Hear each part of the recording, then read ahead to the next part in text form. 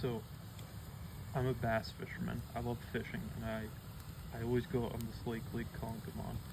And I was out on the lake in the north pond. It was early in the morning.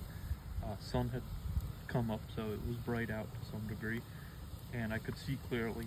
And I was in the north pond on my trolling motor looking for largemouth bass who were chasing fish up onto the surface of the water. And that's about 40-foot water.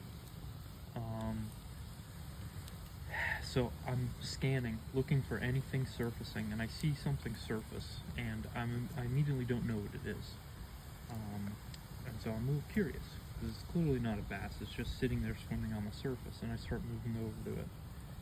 And in my head I'm thinking, at some point I'm just going to realize what it is, and I'll be like, oh, okay, it's an animal I know. And I get about maybe 40 feet away from it when I realize I don't know what this is. I could see that it had little nubbed horns, like little spikes almost coming out of its head.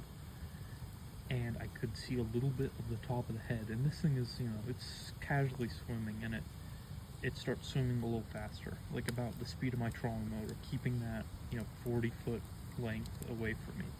And I'm just staring at this thinking, I don't know what it is, but I'll figure it out in a second.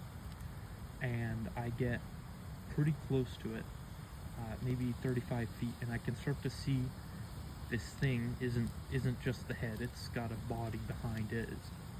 It's not just a head and a wake. It's got a body and what I think is a crocodile-like side-to-side moving tail. Keep in mind this is a murky lake, so I couldn't see everything, even though this was only a little bit under the water.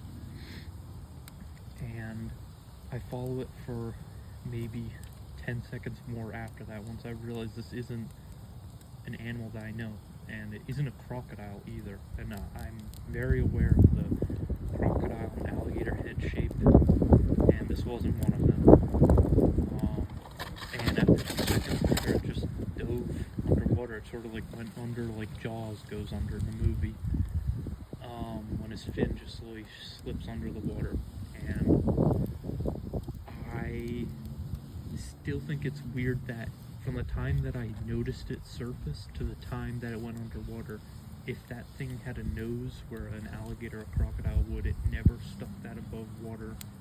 So whatever it wasn't surfacing for water, it was surfacing for some other reason. I thought if it was Ogopogo sleeping, I don't want to